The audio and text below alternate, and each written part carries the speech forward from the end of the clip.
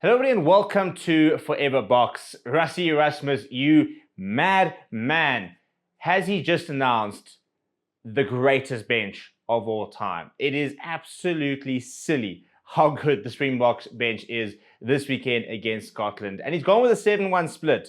So, I mean, you can't say that he's taking Scotland easy, for example, or anything. But goodness me, if you were a team and you were in a game and you watch these sort of 7 and 8 players run onto the field, you would not be happy. You would abandon all hope, really, and give up because the quality is that good. But a very interesting team being announced by Rassie Erasmus. Now, first of all, I want to know what you think of the team down in the comments below. Is this the right call, the wrong call? For example, are some of these players that are in the bomb squad maybe better as starters? I think some of them are, but very interesting to see how they go. But I think also a team selected with England in mind in a week's time. That is our big game of the tour, Scotland and England.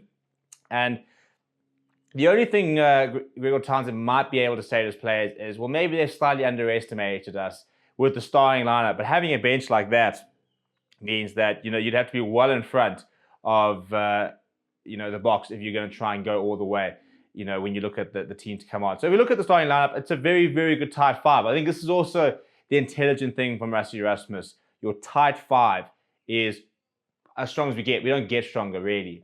Frans Maher in for 3, but in the current squad, this is the strongest tight five we can put up. Oxenchair, world-class scrummager. Bongi Minambi, so solid. Thomas Atoy, great form.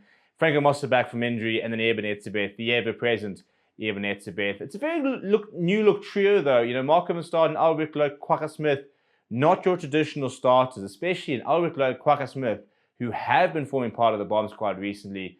Quagga Smith, it is his 50th game, which is kind of why he's starting. But he's generally, your bomb squad type player.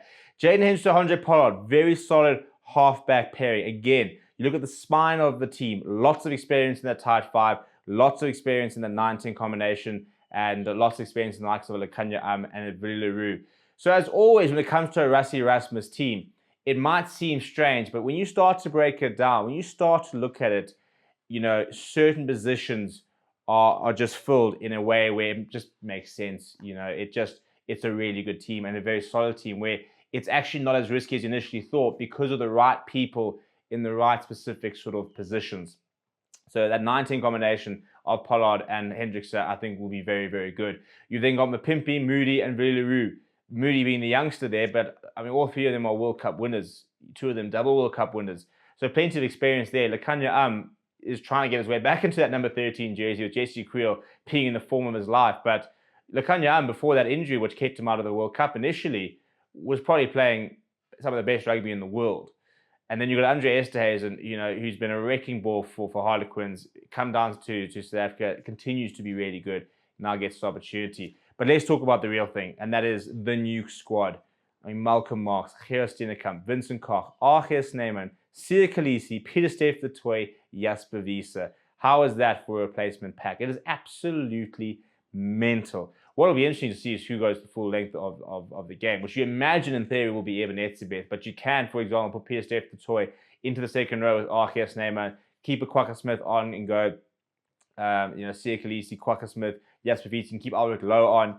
There's quite adaptable in terms of that pack, but it's mental. Gerard Steenekamp, the only non-World Cup winner in that sort of pack, but also the only one who wouldn't start in a World Cup final, who wouldn't be involved in 23 in a World Cup final tomorrow. And maybe he would actually be these days, the way he's been playing.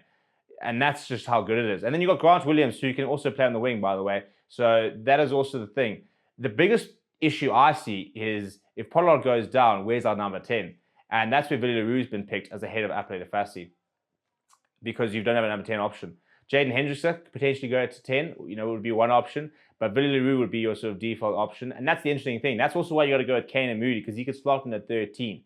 You've got a player like Kane and Moody, you can go to 13, you can also go to 15, because at the moment we don't really have a backup fullback, which is interesting. It would have almost made a lot more sense to play like a Kurt Lawrence or Ches and Colby, given their versatility. So it's a brave selection, Rassie Erasmus. It could backfire. 2 backline injuries and we're in trouble is the reality. Quagga Smith will then have to run around on the wing or the likes. They've always said Pieter-Steph du Toit can play on the wing if really needs be. And I'll tell you what, when he gets going, why not? Lots and lots of questions, though, that we'll have answering when we hear from Rassie Erasmus a bit today. But what do you think? Is this the strongest bench that's ever been named by a rugby team? I personally think it is. And I challenge you to find me a better bench that's been named before. But until then, smash like on the video, subscribe to the channel as well, and we'll see you guys all throughout the weekend for our coverage of the Boks versus Scotland.